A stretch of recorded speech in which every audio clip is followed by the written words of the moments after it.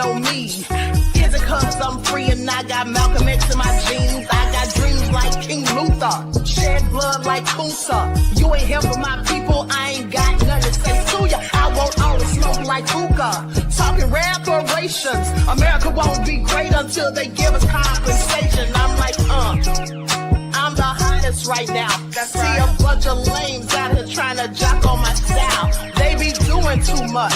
I'm the queen, it's too easy. It's like they all in Popeyes, how they be talking so greasy. I just sit back and laugh while these haters get mad. So nefarious how they don't want my pockets with cheddar. I tell them they can do better. These snakes in the grass can leave a bite on your ass, cause y'all be trusting too fast. I got my foot on the gas, other one on they necks. Dropping receipts on haters, you better show some respect. I'm never facing regrets, we only facing the threat. This is the sound of Eric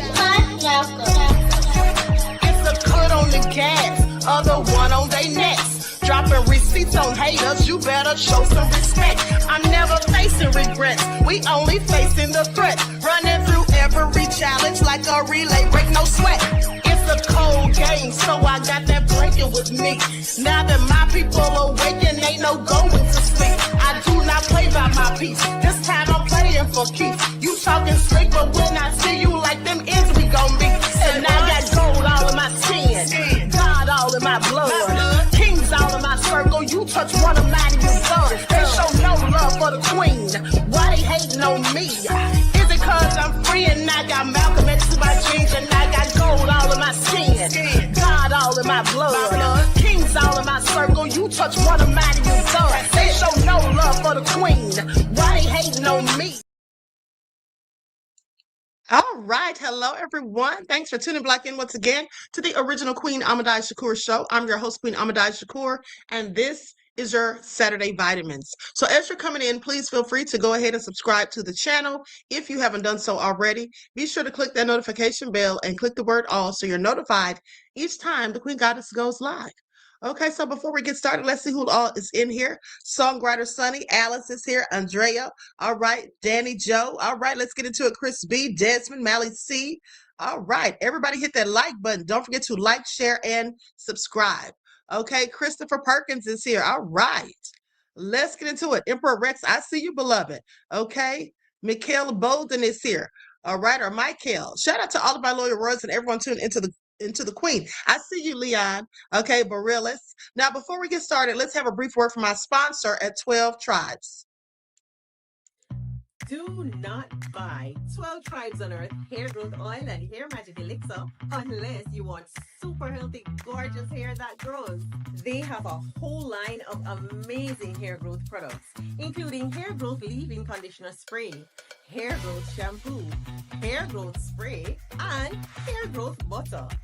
I'm starting to sense a theme here. They include quality natural ingredients. They smell amazing, and you can see the results for yourself. So if you're looking for healthy hair growth for your natural or relaxed hair, try 12 Tribes on Earth today.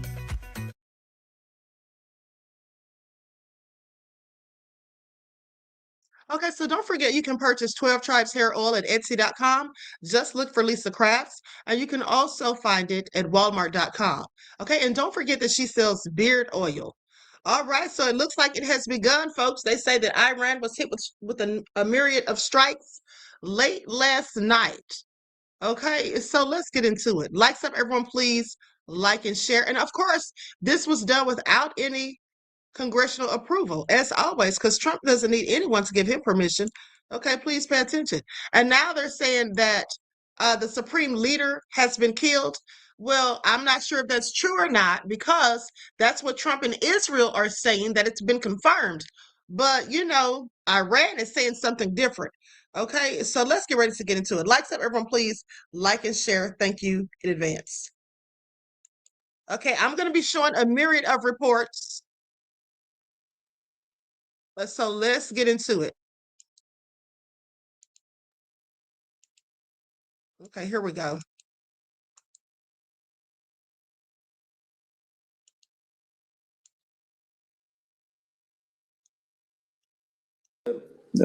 Quite, I cannot say normal, but the life is going on. everything is under control. I think Americans and Israelis have failed to, access to hit their targets, and now everything is under control. And we almost in less than 2 hours we were able to start retaliation by attacking, American bases and some targets in Israel by our missiles. Almost all officials are safe and sound and alive. We may have lost 1 or 2 commanders, but that is not a big problem. And we are actually managing it. We are handling the situation. And I was in contact with, my colleagues in the Persian Gulf, and I explained for them that, we have no intention to attack them, but we are actually attacking the American bases in the act of self-defense. We cannot just sit and watch they are attacking us and we don't, respond simply because their bases are in a friendly neighbor country. So I explained for them, and I hope that they understand this situation. Well, Okay, so I find it all very interesting because here's the thing. They say that Europe has condemned Iran's strikes. And so my question is, do they think that these people are not supposed to retaliate? Do they think that they're supposed to let Israel and the United States just tag team them and they're not supposed to do anything? What they should be criticizing, in my opinion, is the fact that Trump is willing to sacrifice U.S. soldiers, that he's willing to put them in harm's way, okay, just to do what Israel wants him to do, because that's what this is all about. Also, it's about him distracting from the Epstein files, or trying to get us off of that focus and onto something else, as he's done continuously throughout his year in office. Okay, this is a pattern, and also so that he can try and bypass the midterms. That's one of the main reasons. Okay, so please pay attention. But here's the thing. Let's go to what Iran has said. Let's go to what they said. So an Iranian military spokesperson said, "We will teach Israel and America a lesson they have never experienced in their history." Okay, this is what they said. Any base that helps America and Israel will be the target of Iranian armed forces. Okay? These people are not playing any games. This is about to get real ugly, folks. Okay, and don't think that this isn't going to impact the rest of us sitting at home. And the thing about Trump is he doesn't mind putting Americans' children, their sons at risk, and daughters. He doesn't care, because his children would never be engaged in combat. Okay, just as he wasn't. All right, now let's go to this report from MS Now. They say major damage at Iranian Supreme Leader's compound.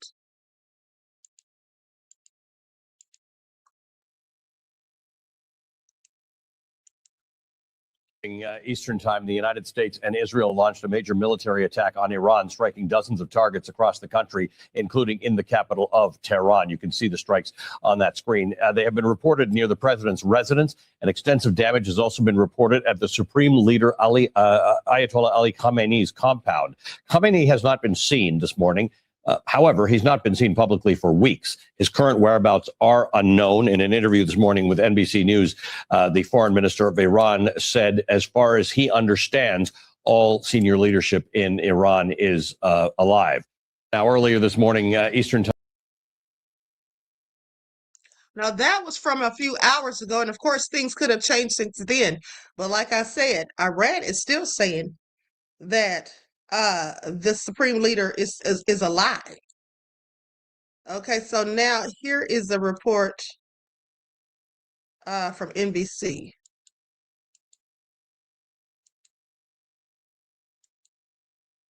Let me see what time this came through.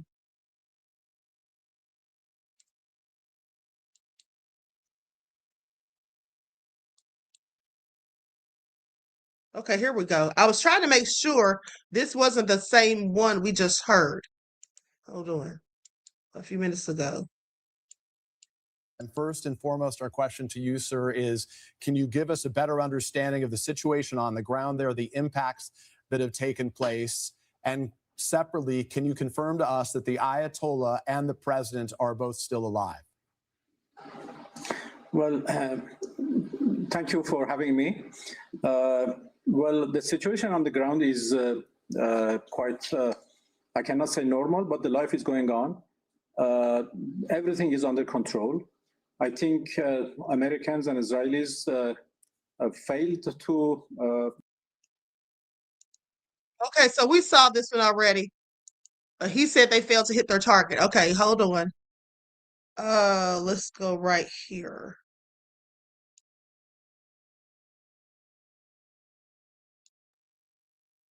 I do know that they hit a girls' school, and there's like 40 girls that passed away. Okay, they hit a school. That was earlier this morning. Oh my God, oh my God, oh my God, oh my God. Okay. Missile threat warning. Carbon shelter immediately. Shelter in place. Missile threat warning. Carbon shelter immediately. Shelter in place.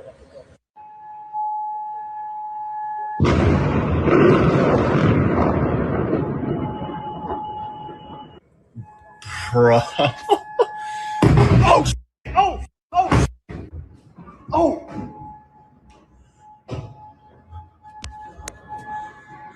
Oh, oh, oh my God. Dude, me. A missile actually got through. Oh, there's more.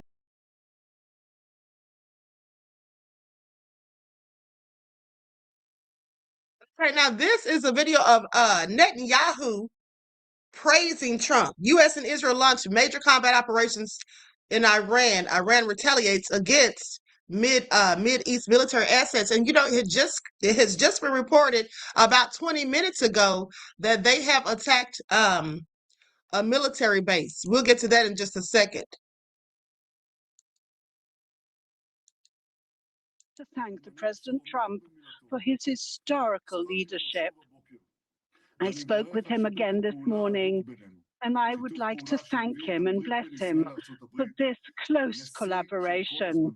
It has truly reached the record of all times, an alliance in peace and in war. And this war will bring about true peace. We targeted those at the head of the leadership of the Brotherhood of the Revolutionary Guard and all general staff and others.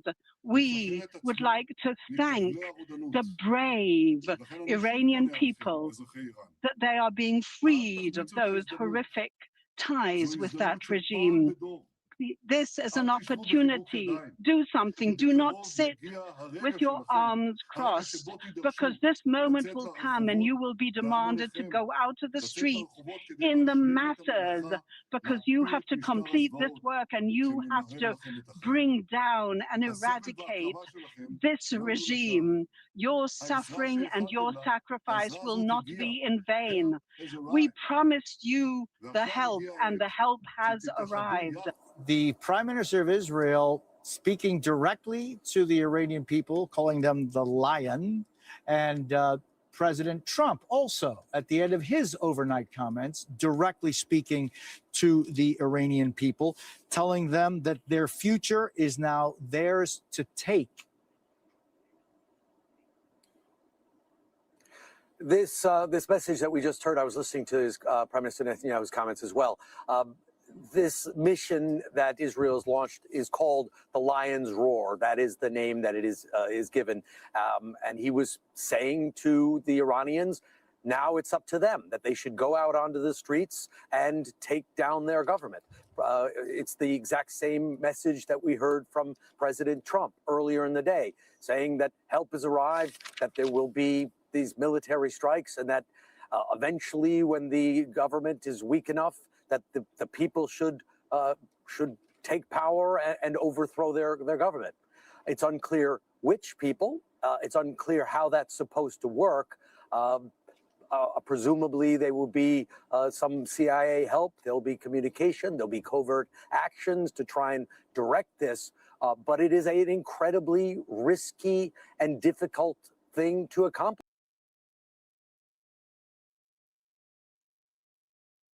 Let me tell you something. At the end of the day, Netanyahu is sitting there acting as though he's so concerned about the Iranian people, as if he really cares about them. He does not. You see, he wants this war to go on. He wanted to start this war so that he doesn't get out of office. Because as soon as he gets out of office, he's going straight to prison. Okay, they've already accused him of war crimes. Remember, because they asked Trump to see if he could get him a pardon. Okay, please pay attention. Multiple cities across Iran, including its capital, Tehran. Videos from Tehran show smoke. You see it here billowing over the city. And now we're getting reports of explosions in Gulf Arab countries hosting U.S. military bases. Live look now at Abu Dhabi, where explosions were reported, in addition to Bahrain and Qatar. A video now of an explosion in Bahrain. Officials say a missile hit the service center of the U.S. Navy's Fifth Fleet in the country. These strikes happen barely a day after the latest round of indirect nuclear talks between Iran and the U.S. And sources tell CNN the U.S. military is planning for these attacks to last for days. Israel said the same, and both President Donald Trump and Israeli Prime Minister Benjamin Netanyahu are now calling for regime change. To the great, proud people of Iran, I say tonight that the hour of your freedom is at hand. Stay sheltered. Don't leave your home. It's very dangerous outside. Bombs will be dropping everywhere. When we are finished, take over your government. It will be yours to take. This will be probably your only chance for generations.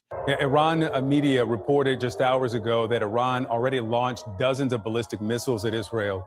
And Qatari officials say that Qatar already intercepted 2 Iranian missiles, indicating Iran is carrying out that plan to retaliate. And our team is up and covering this breaking story from around the world. We'll get to Zach Cohen and Elena Treen in just a moment, but I want to start with CNN's Jeremy Diamond first. He's in Tel Aviv. Jeremy, have any of the Iron Dome intercepted any of those missiles? Is there a timing on when those might arrive? Well, we certainly know that Iran has already fired a barrage of ballistic missiles at Israel. We had sirens going off not only here in Tel Aviv, but also in Jerusalem, in northern Israel, in southern Israel, pretty much Israelis everywhere across the country, millions heading to bomb shelters as those ballistic missiles came in. It does appear that there were several intercepts. We have not yet gotten reports of any actual impacts as a result of those ballistic missiles. But all of this kicked off this morning around 8:15 a.m. local time. Israelis were woken to the sound of sirens, not announcing incoming missiles, but rather alerting Israelis to this new state of emergency that is in place as Israel announced that it had struck targets in Iran. We then quickly learned that it was not just Israel, but that these are joint strikes carried out by the United States and the Israeli militaries, targeting a range of targets inside of Iran. I'm told that there were dozens of targets that were struck by both militaries. We have been watching, of course, for weeks now as the United States has been carrying out this enormous military buildup in the region, but simultaneously a diplomatic track was taking place. But this morning, that diplomatic track was completely cast aside in favor of this military action by the United States and Israel. We heard from President Trump making clear that this is not just about going after Iran's ballistic missile and nuclear programs, but setting the conditions for regime change. And we have heard similar comments as well from the Israeli Prime Minister Benjamin Netanyahu. We know now that Israel is at a very heightened state of awareness. Most Israelis are either in their bomb shelters or very close by. Okay, I'm going to stop right there. We're going to go to the next report from MS Now, where they say Iran disputes Israeli claim, and this is from an hour ago, where they say Iran disputes Israeli claim that Supreme Leader Khamenei was killed in overnight strikes. Okay, so let's go to this.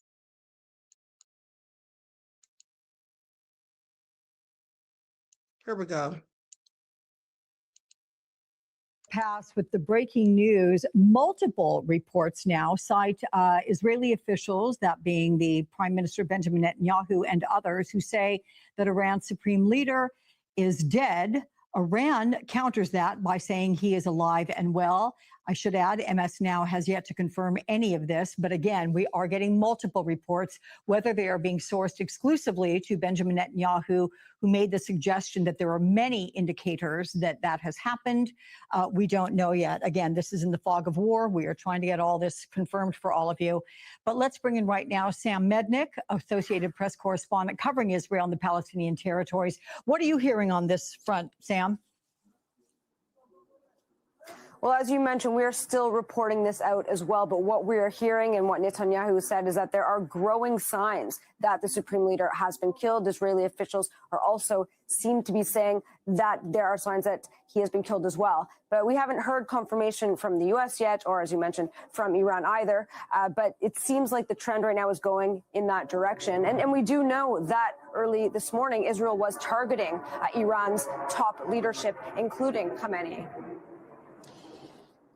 Give us a sense of what you are hearing there, whether it is news reports locally, what people are saying. What is the very latest from there, Sam? Well, on the ground here, people have been running to and from shelters pretty much all day since there were strikes this morning. The U.S. and Israel struck Iran.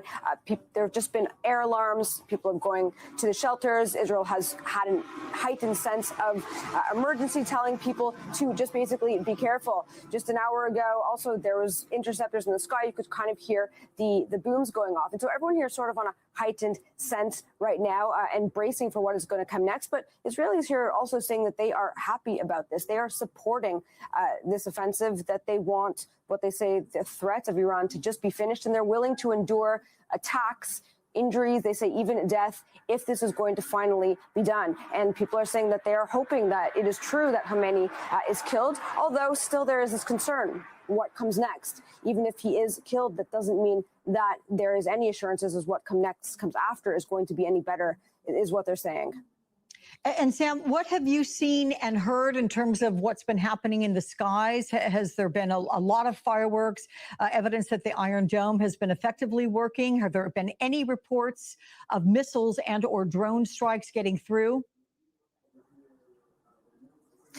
There have been reports that people have been injured, a few dozen people, the services here say, but light injuries, and no one so far has been reported to be killed. But you can see pretty much all night it has been extremely busy. You hear these alarms, and then you see in the sky with their interceptors, they kind of flash bright lights, and then there's this boom that you're hearing. And we're hearing it a lot here in Tel Aviv, and also, though, in other parts of the country, in Jerusalem, in northern Israel. A lot of people have said to sort of brace for a not quiet night, for this to kind of continue throughout the night and into the morning and for the next few days. It's been quiet for the last hour, but previously it was every 20 minutes people were running to the shelters. The alarms were just constantly going off. Okay, Sam Mednick, please get back to us if you find out anything further with regard to what's happening there in Israel, if it's of a breaking news nature. Thank you so much for that. Joining me now, we have Hugo Lowell, White House correspondent for The Guardian, and Joel Rubin, former Deputy Assistant Secretary of State and author of the briefing book on Substack. Joel, you first here. Benjamin Netanyahu saying there are many signs Iran's supreme leader was killed in the attacks. They're getting further confirmation from other sources, though we have yet to confirm it. And we should say that the Iranian officials are contradicting it and saying that the supreme leader, as well as the president, is alive and well. But how plausible is this, and what happens next if it is true? Well, Alex, it's great to be with you. And this would be an earthquake in the region if the reports are true and if the supreme leader has been killed in these strikes. And quite frankly, I don't think the prime minister would go out and say that unless he had very strong evidence pointing to that end.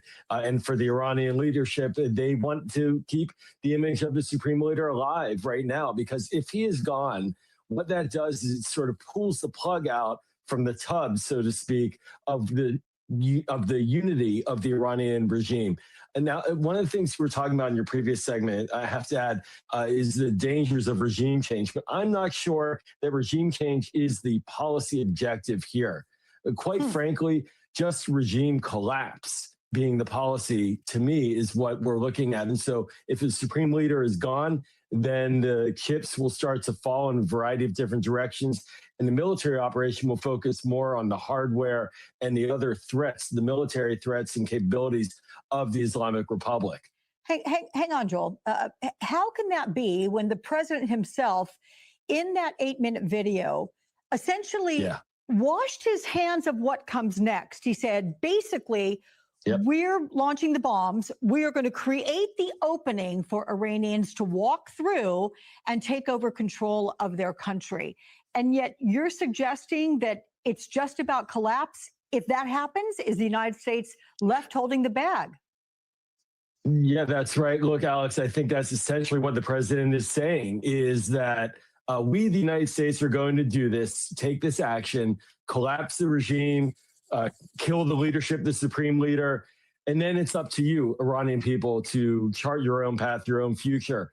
A very different model from what was discussed earlier in Iraq, which is that the United States, the Colin Powell rule, the Pottery Barn rule, you break it, you buy it, and you own it. Not in this case. No, I don't think so at all. I think it is a very different mindset about what comes next. And President Trump is arguing, I think, that he just says it's up to the Iranians and I'm not going to get up. Okay, I'm going to go to where they're attacking, where they, the report about them attacking the U.S. military base in Saudi Arabia in retaliation.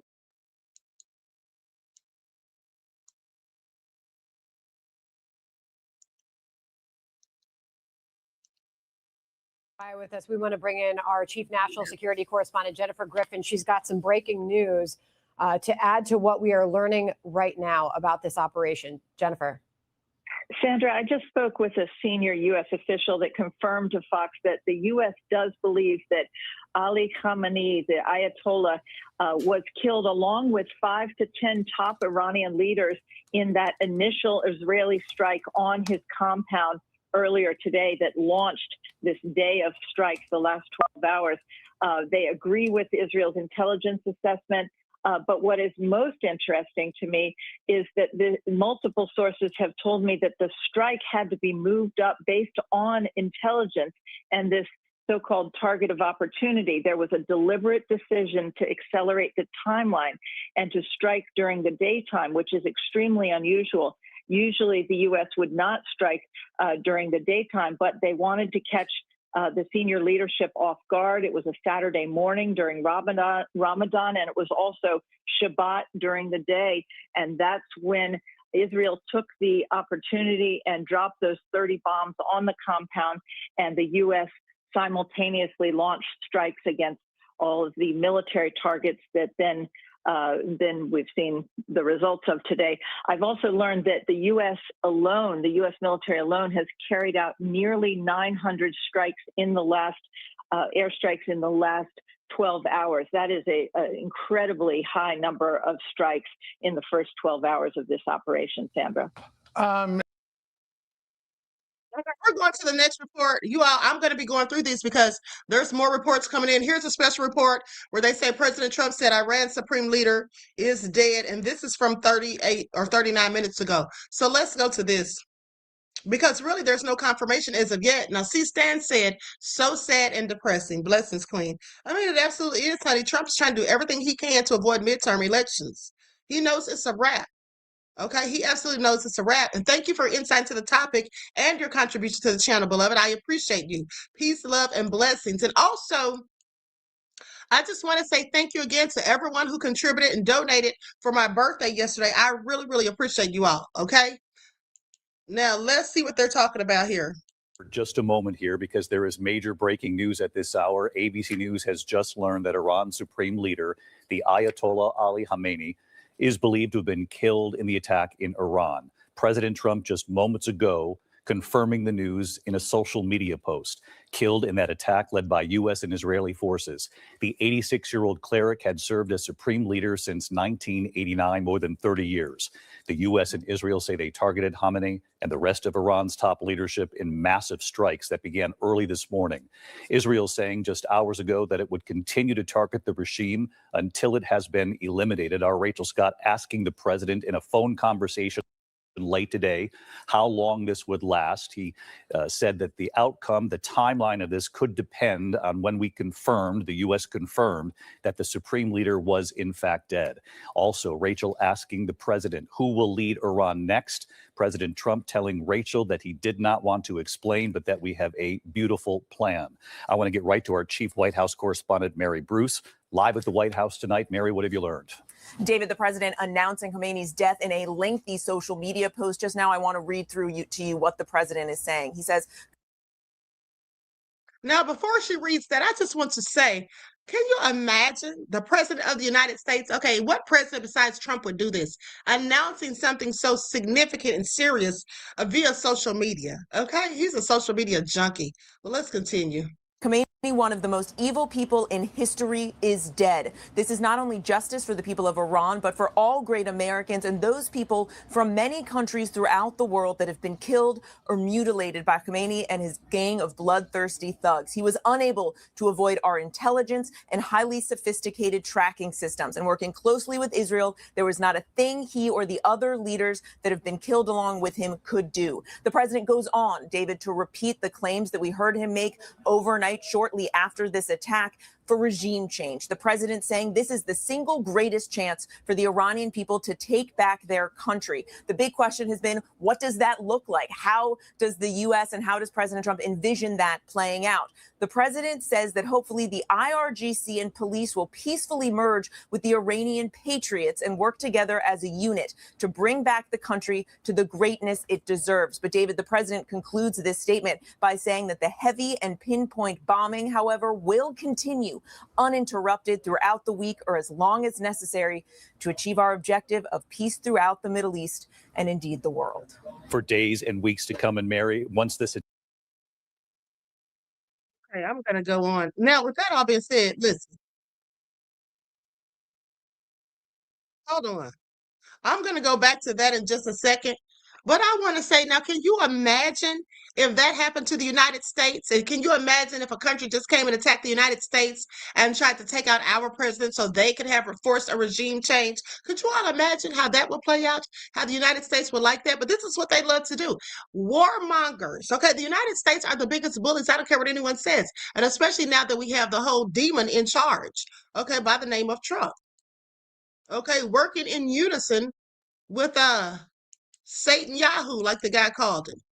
Long promised not to drag America into these long, protracted foreign wars. But now the president has warned that American lives may be lost in this fight. We do not know how long this is going to go on, whether this will indeed be a long, protracted, prolonged war. The president making clear for now the attack, the strikes will continue, but there are still so many basic fundamental questions about what comes next and what role the U.S. is going to play in the future of Iran, David. Again, we're going to get back to this hockey game in just moments here. Mary Bruce live at the White House. Mary, thank you. I want to bring in our chief foreign correspondent, Ian Pannell, from the region tonight. Ian, President Trump moments ago confirming that the supreme leader of Iran is dead. Yeah, a truly momentous day. If anyone had any doubts what this operation was really about, well, now we know it is regime change. And that has seemed clear pretty much since the first early hours this morning when the president made that pre-recorded address. The attacks have not stopped coming all day from Iran. We're in an air raid shelter at the moment. We're getting air raid alerts about every 10 to 15 minutes. And that's been the case throughout the day, multiple attacks. I think there are a lot of questions now. What comes next inside Iran? Remember, it wasn't just about the supreme leader. It was about an entire edifice that ran the country for almost 50 years since the Islamic Revolution back in 1979. The Israelis are also saying that a significant number of Iran's defense leadership have also been killed.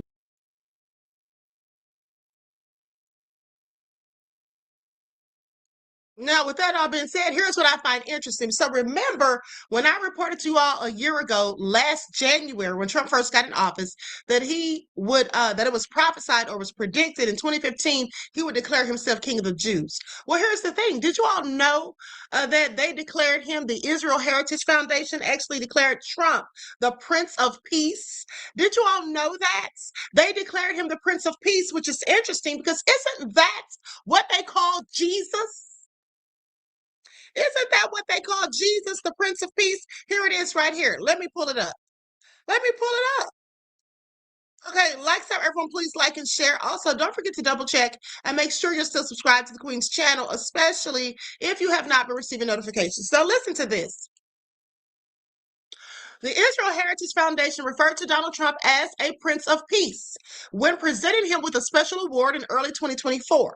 The designation was part of a Covenant of Peace award given to recognize his efforts in brokering the Abraham Accords, which normalized relations between Israel and several Arab nations. Now, the award was presented to Trump along with the menorah. Okay, the inscription on the award honored him for his role in the Abraham Accords and for actions like moving the U.S. Embassy to Jerusalem. And listen to this. In July of 2023, the same group presented Trump with the Crown of Jerusalem, okay, award at his Bedminster, New Jersey club. Now, I want you all to pay attention. This man has really been deemed, okay, I just want you all to pay attention. Don't y'all think this is interesting? Okay, now here's the thing. Do you really think that they believe that Trump is a king? Do you really think that they even consider Trump to be the prince of anything, specifically peace? Of course not. These are things that are done to appease him. These are things that are done to flatter him, to boost his ego. Trump is a narcissist, and he loves when people praise him, especially when they go so far as to give him awards. Okay, let's not forget how he accepted the second-hand Nobel Peace Prize that really is not going to give him, it's not going to be listed in his name or anything. He just gets to have it in his possession. That's how much of a childlike character he is. Okay, so they likely gave him these awards in recognition just to make him feel good, so they could further get him to do whatever they want because he's already sold us out. And that's just what it is as far as I'm concerned. Okay, now let's go to what Rokana said about the war. And then I'm going to go to a young man who did a video talking about how they gave Trump that crown and how they deemed him the Prince of Peace. And then he's going to break it down with the biblical scripture that shows that this is all prophesied. Okay, so please pay attention.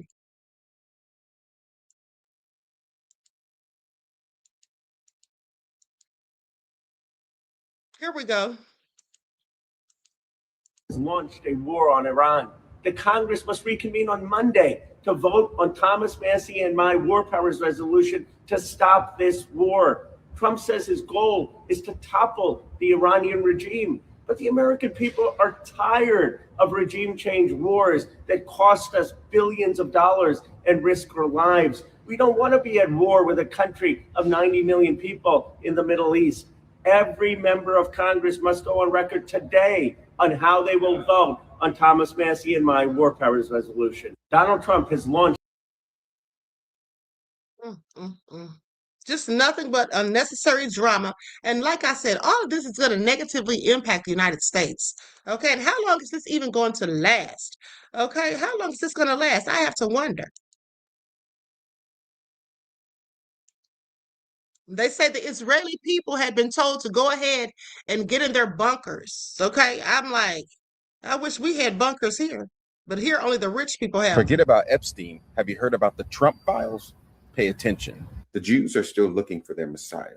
When they gave Trump the menorah and ascribed those messianic prophecies to him, they might have just chosen their Messiah.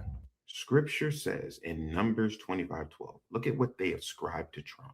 Therefore, say, behold, I give him my covenant of peace. This is a scripture talking about Jesus, but they're ascribing this prophecy to Donald Trump.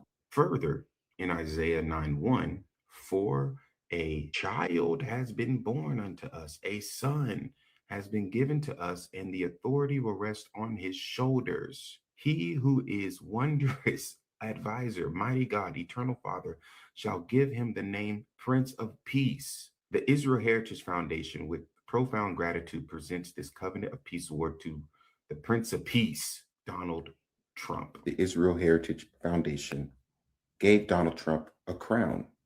It's called the Keter of Jerusalem, or the Crown of Jerusalem. Now, isn't it interesting in Revelation 6 that there's this world conqueror that is given a crown, and he sits on a white horse? And isn't it interesting that RFK called Donald Trump a man on a white horse in February 2025? And after he's given this crown, he goes forth conquering and to conquer. And Trump has been conquering ever since. That's why he established this. One of the common misconceptions about the Antichrist is that he will be loved by everyone. But this is not biblical. Let me show you. Revelation 13 says they wondered after the beast, and they worshiped the beast, saying, who is like unto the beast, who is able to make war with him? This does not imply that they love him. This implies that they wondered and worshiped after the beast because no one is able to make war with him. Essentially, no one's going to be able to stop him.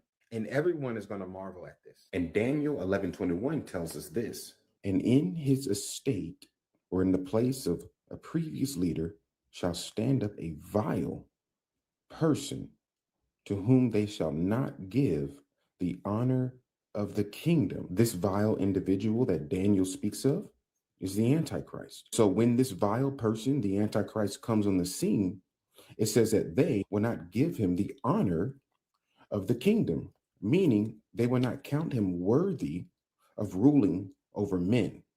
They will not count him worthy of having a political office. In fact, many know him to be vile and detestable, but he shall come in peaceably and obtain the kingdom by flatteries. Or in other words, he's going to gain the kingdom by promising peace and prosperity. And that's what's going to gain him the advantage. Okay, and that is what gained him the advantage. Also, not only that, the fact that he was running, his campaign based on the lie that he was going to release the Epstein files. Okay, he had no intentions of ever doing so, and he wouldn't have done so even to this day had he not been forced to. Okay, pressure being applied. Okay, so please pay attention. All right. This is all so nefarious at the end of the day.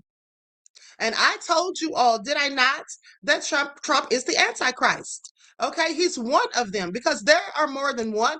The Antichrist is not necessarily a person, it's an energy that one acquires, okay, when they are doing the deeds of the devil. And that's what Trump is, okay? Trump, Elon Musk, I absolutely believe it. All right, so let's continue. Likes up, everyone, please, like and share. I'm afraid they're going to win.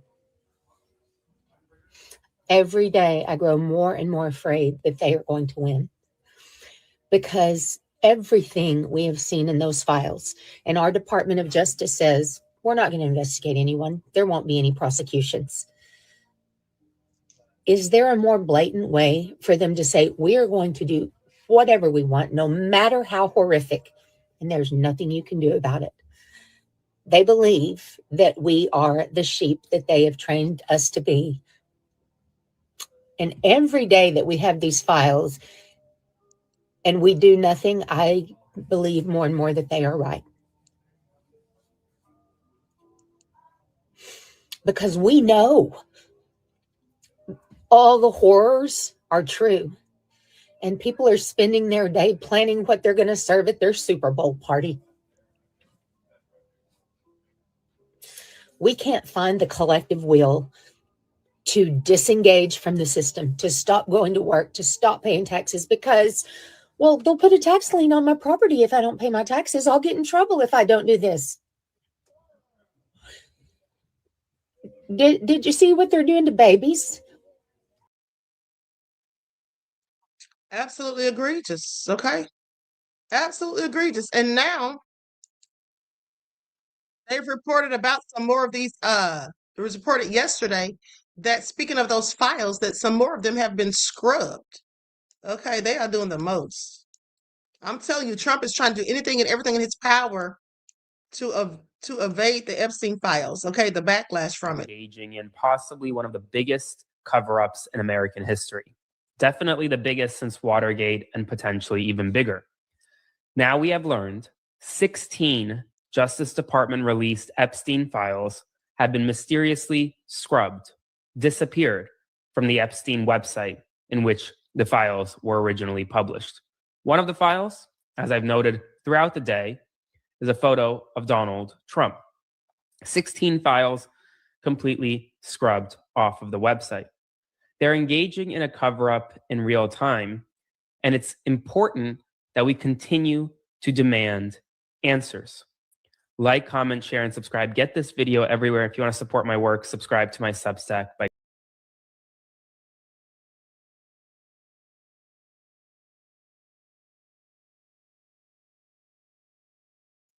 Let's go to this next clip. Now, C-Stan says, what he did to the Central Park Five is coming back to haunt him. Honey, I hope every dirty deed, every nefarious, wicked thing that he's done comes back to haunt him. Okay? Thank you for your insight into the topic, beloved, and your contribution All right, we got to the breaking. channel. I appreciate you. Peace, love, and blessings. All right, we got breaking news. This just sent shockwaves through Washington, and Trump is scared. Polish Prime Minister Donald Tusk just announced something called Investigation Team Number 5, and it's not symbolic. It's a full-scale task force to investigate the Epstein scandal. So while the MAGA-controlled Justice Department refuses to act, Poland just stepped in. Tusk didn't mince words. He said they will not allow cases involving abuse of Polish children by Epstein's network to be treated lightly. Let that sink in. The United States won't investigate. So another country is digging through 3 million pages of documents, photos, and videos. But why? Because there may be Polish victims. So Tusk appointed directly to individuals from Krakow who allegedly told Epstein they had women or girls for him. His words, there are more such leads. Investigation Team Number 5 will now examine what they call an organized criminal group of an international nature. Translation, this could be very big. 3 senior prosecutors are leading the probe, meaning this isn't just a political theater, it's a priority level, and that's not all.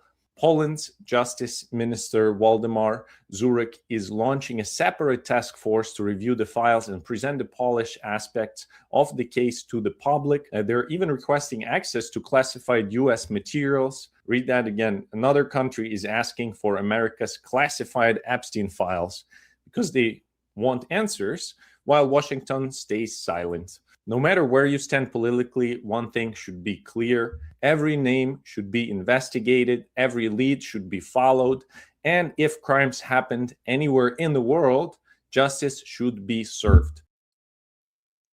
That's just a fact. Now, lawyer says Bill Clinton's testimony exonerated Trump from guilt in the Epstein case. Listen, Bill Clinton cannot exonerate Trump. They may have reported that. Yeah, they did. I saw that. But he can exonerate Trump. Okay, not when all of these victims have said that Trump did all these things. At the end of the day, if they conduct an investigation, that's how they can see if Trump has been exonerated. They're not going to tell me that Bill Clinton exonerated Trump. Okay, Trump needs to testify himself, first of all. And also, they need to conduct a thorough investigation. But since you brought it up, let's talk about it.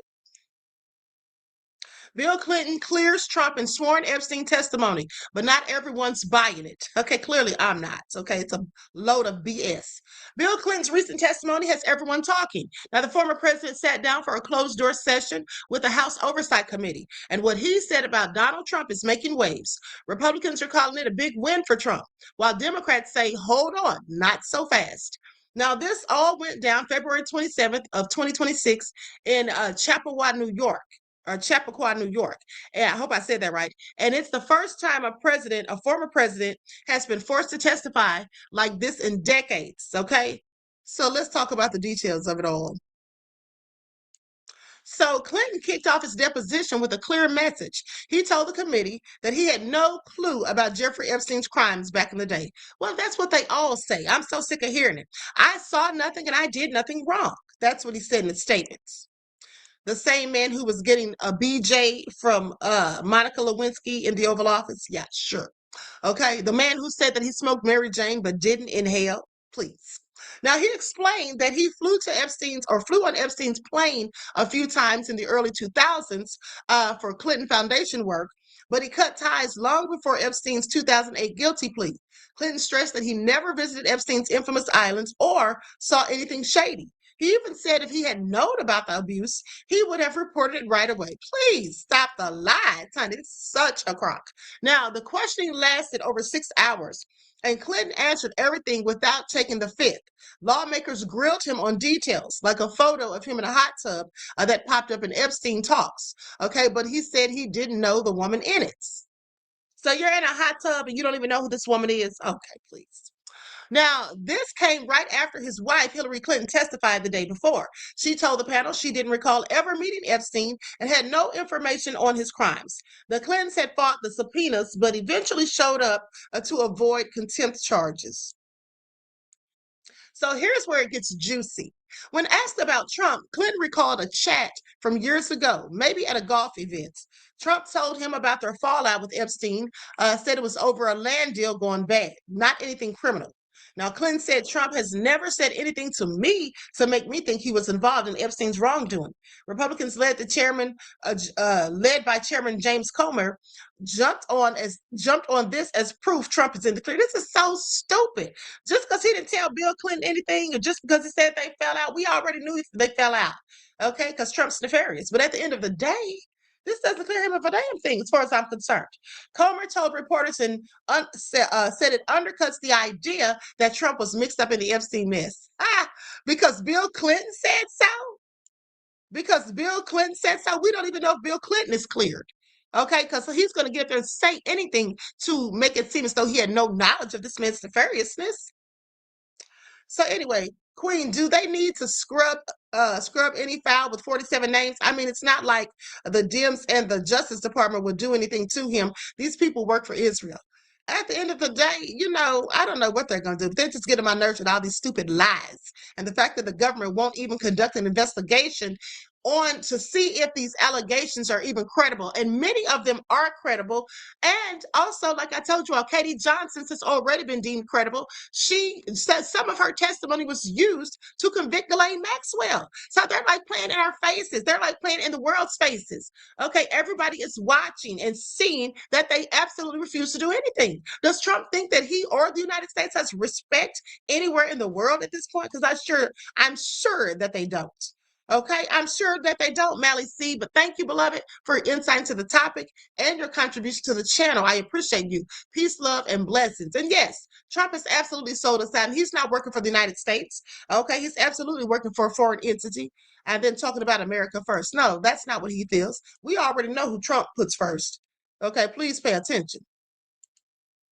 Whose husband is currently deployed in the Middle East, not far from Yemen. I'm going to warn you now, this is going to be the angriest fucking video I have ever made in my entire life, because there are not adequate words in the English language for me to fully fucking communicate to you right now how fucking furious I am. In case you haven't seen yet, news just broke that multiple high-level members of the Trump administration, including Vice President J.D. Vance, Secretary of State Marco Rubio, and Secretary of Defense Pete Hegseth, shared highly classified information about upcoming troop movements and strikes in Yemen via a signal chat that they accidentally added a reporter to, violating the fucking Espionage Act in the process and putting the lives of thousands of service members, including my husband's, at risk. It is only because of the fucking integrity of the reporter that information did not get leaked out and cause the deaths of service members. They did all of this after they already knew that Signal had recently been fucking hacked by Russians looking for information about troop movement. Even if you set aside the fact that they accidentally included a reporter in this group chat, and none of them even thought to maybe make sure that there wasn't anyone in the group that there shouldn't be. Even if you set all of that aside, and it was only the people they meant to be in there, they still fucking violated the Espionage Act. They still put troop lives at risk Their phones could very easily be hacked. Their phones could very easily be stolen. Their phones could very easily be left behind at whatever fucking bar Pete Hegseth goes to after work every day to get fucking drunk because he's a goddamn alcoholic. All it would take is one of those fucking phones falling into the wrong hands, and those motherfuckers. She is beyond angry, okay? She is beyond angry. But, that is careless. And how do they keep making these stupid mistakes? Okay, because that's not the first time this has happened.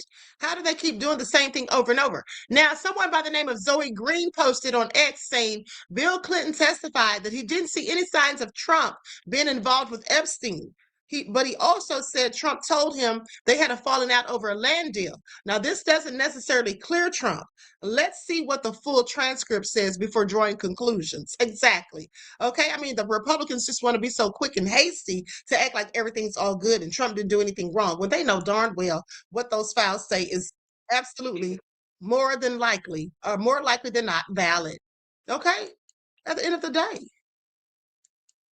Alice said, hold on. Tell us what you really think, Karen. That's what Robert said. Her son is in the military. That's why she's so upset. Nothing else today. I urge you to watch the following all the way through. It is one of the best explanations of white privilege I have ever heard. I am white, and on both sides of my family, we do not have any massive generational wealth. My mom's father is the only one of my 4 grandparents who we got any sort of generational wealth inherited from. And 99% of the wealth that we inherited from my grandfather was from selling his house.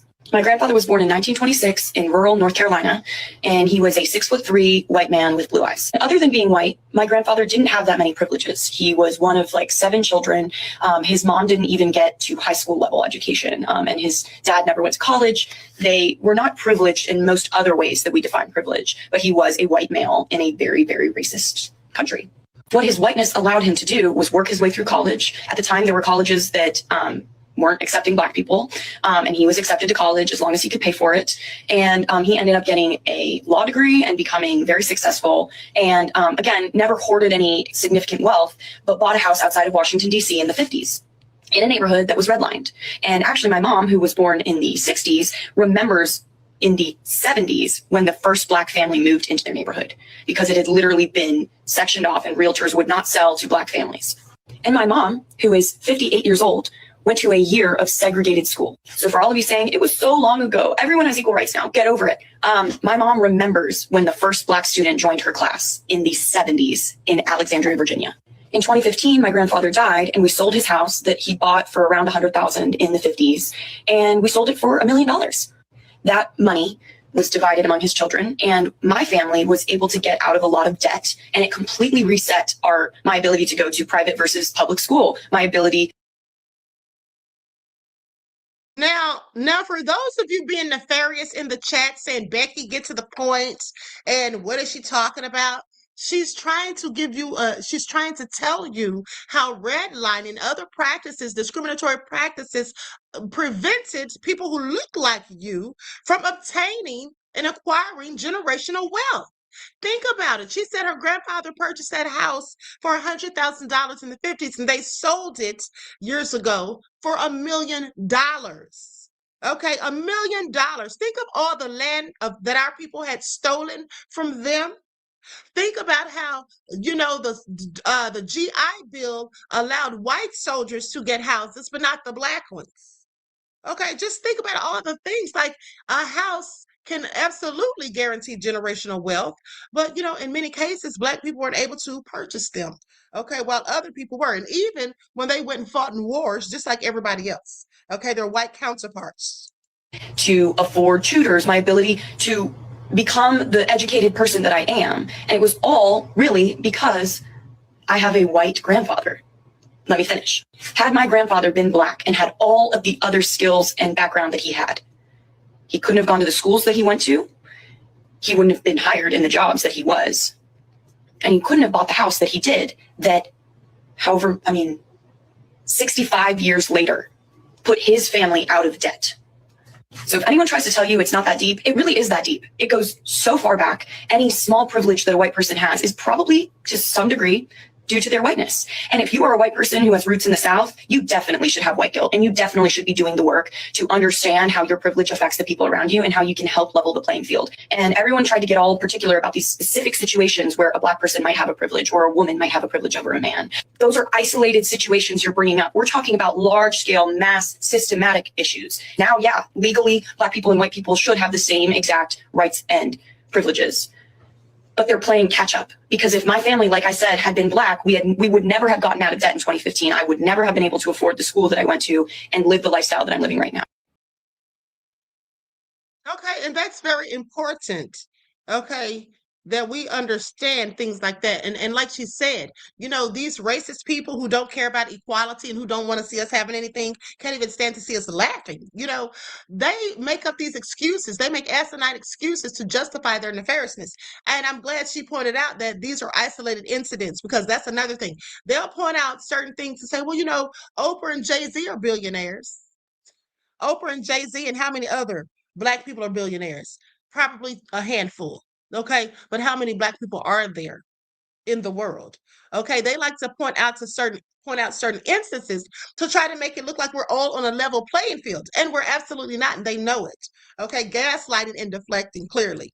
Now, with that all been said, or they tell us we're playing the victim. But you see, when things start happening to them, nefarious things that have already happened to us consistently, well, then it's a problem. And now, you know, they start saying the same things that we say, making the same complaints that we've complained about. Okay. But meanwhile, when it was just us, nobody really was caring. I'm not going to say nobody was caring. There were some white allies, but I'm just saying collectively, you know, people just didn't care. Okay, let's continue.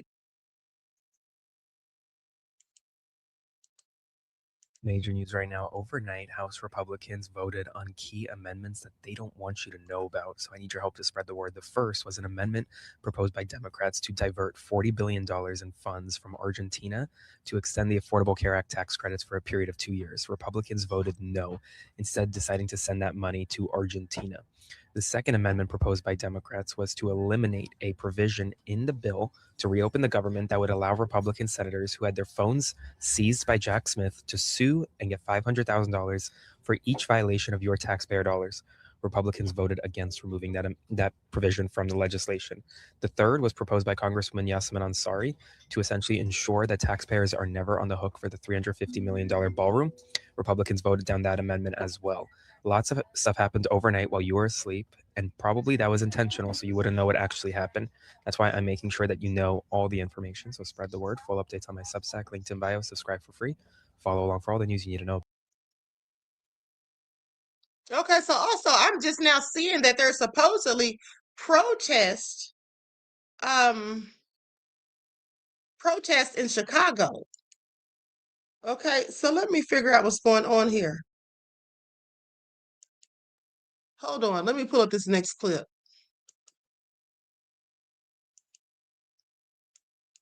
Likes up, everyone, please like and share. Okay, here we go. They're saying the Navy has been attacked. This is a report that came out about an hour ago, I believe. Confirmed that the U.S. Navy's Fifth Fleet was the target of Iranian strikes as retribution from earlier United States intervention within the country. I am former MLB agent Joshua Kuznick, and now I can confirm, despite the President of the United States' 8-minute rambling speech on Truth Social, he has put U.S. troops directly in harm's way. Bahrain, which has been the home of that fleet for some time, is now under direct fire as we speak from foreign militaries because of the direct intervention by the United States and doing the bidding for the I country. This is insane, even for this administration. Where are the military people saying no to doing something like this? We have an out-of-control dictator that are getting troops shot at right now, once again, because he wanted to do the bidding for another country that he has business interests in. Bahrain has confirmed that the U.S. Navy's Fifth Fleet was the target of Iranian strikes.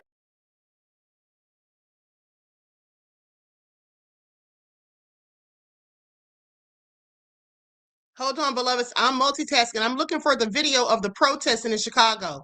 Okay, it's likely because of what they claim happened last night, where a black family was accosted by ICE and they were zip tied, supposedly. Okay, so let me see if I can find this video real quick while you all listen to this report. Breaking news with backlash growing on Capitol Hill, including among Republicans after the U.S. and Israel launched strikes on Iran without congressional approval. Democratic Senator from Virginia, Mark Warner, joins me now. He is the vice chair of the Senate Intelligence Committee, and he joins me now by phone, also a member of the Gang of Eight. Senator, we're grateful for your time. So when, sir, did you hear of the strikes? What were you told was the justification? Well, first, the consultation this time was much better than any of the previous Trump military ventures. That being said, there was not, to my mind, any evidence given of imminent harm to Americans or imminent threat to our country. So this very much appears to be a decision by President Trump of a war of choice. And the fact, I agree with Chris Matthews earlier, it is not optional that the president has to come before the American people and make a case and then ask Congress. He does not have the right to arbitrarily do this. And even the messaging in the last week, at one point, the president was talking about getting rid of Iran's nuclear capabilities. Of course, he had claimed 7 months ago that our strike at that point obliterated Iran's nuclear capabilities, which it did not. And unfortunately, the head of the Defense Intelligence Agency got fired for telling the truth. But that was going to be one reason. Then the reason morphed into, well, Iran's got ballistic missile capabilities that could hit American troops in the region or ally Israel. And then in the last 24 hours, you've seen the language change to regime change. So I don't have the foggiest idea what the goal is here, but I do know this, and the president himself has acknowledged this. He's chosen to put American troops in harm's way, and even he expects that there'll be American casualties. For a war of choice without an imminent threat to America is, extraordinary in itself. And I think, again, the president, maybe believes that it's all going to be as easy as a simple bombing run 7 months ago against the Iran nuclear facility, or the brilliant execution by our military of extracting Maduro, starting down what could be a engaged conflict with Iran for who knows how long. You are talking about something that is really destabilizing and dangerous. And to your point, Trump himself has used the word war to describe this operation, obviously did not get congressional approval, that war would require. And now you have Senate Minority Leader Chuck Schumer, who's calling for Congress to come back to Washington right away, vote on a war powers resolution. Do you, sir, believe there are votes for that resolution to pass? And are you even confident that the administration would comply if it did? And how would that even work, practically speaking, since military operations are already underway? I do think we should come back, and I think we should vote. And I think, I can't predict the outcome of that vote. But remember, the War Powers Act was set up, somewhat for these kind of incidents. But normally the case is a president reacts to something or some incident takes place, and he or she does not have the time to build the case. This was not anything that was imminent. This was clearly a buildup of literally weeks. I mean, if the president had chosen in January, when the Iranian people were out in the street en masse, to take an action at that point, I still think he'd have to make the case, but there was at least outside forces that were potentially forcing his hand. I would quickly point out that one of the reasons he wasn't able to take action at that point was that the aircraft carrier that would have been key to that was off the coast of Venezuela on another one of his military ventures. And our allies in the region, like NATO, was completely focused on his crazy notions about Greenland. So the fact that he now has spent months building up forces, and he believes he set a red line because he said, "Don't worry, we're going to take care of the Iranian people." Well, that was his choice. And now to launch this without making the case to the American public, or for that matter to the world, when we know Iran has got proxy forces in the region, we know We have seen, I think, a decrease.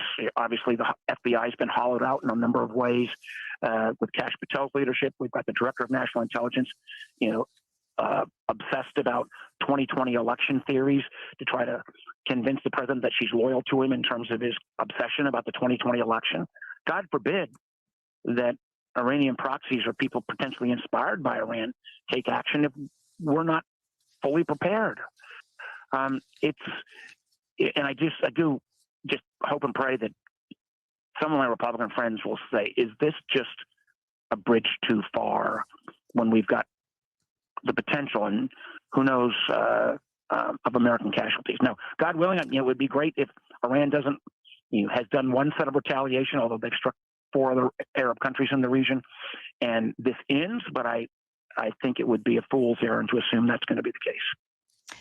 And that may not be the case, sir, in part because we are just getting word, and this is attributable to Israeli Prime Minister Benjamin Netanyahu. We have not confirmed that here at MS Now. But he said there are many signs that Iran's supreme leader has been killed. How does that create a further hotbed in the region? What would you expect if it turns out to be true? I would concur almost with most American leadership, both parties. The Iran regime is awful to its own people. It is a stabilizing force. It has created death and terror around the Middle East. But the idea that simply eliminating the supreme leader is going to lead to a regime change that is actually beneficial to America. This is all a bunch of egregiousness. Okay, let's go to this. This lady's talking about an anti-war protest. Lights up, everyone. Please don't forget to like and share. Thank you in advance. Anti-war protest happening right now in front of the State Department building.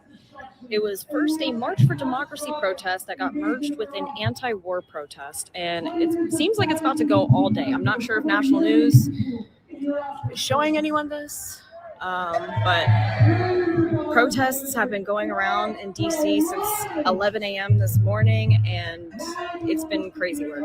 There is an anti-war protest happening right now in front of the State Department building.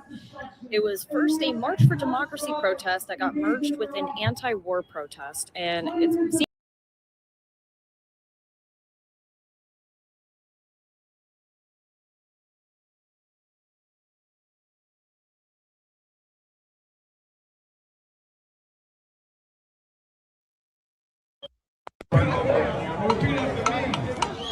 Unity of action,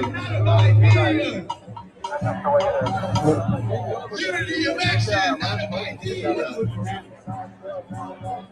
Unity of action, not of ideas. That's exactly how we're going to stop the United States from dragging us into another war. We are opposed to this war right there, right? Now we're going to keep it going with our program. I want you all to repeat after me.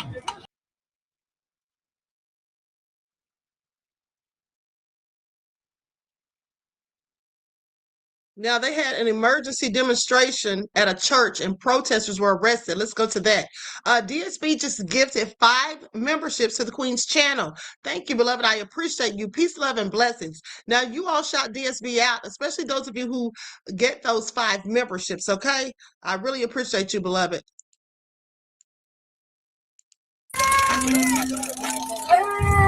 I'm at the Warren Burger Federal Building in St. Paul, where a last-minute protest was called after a new wave of arrests related to the church protest in St. Paul last month.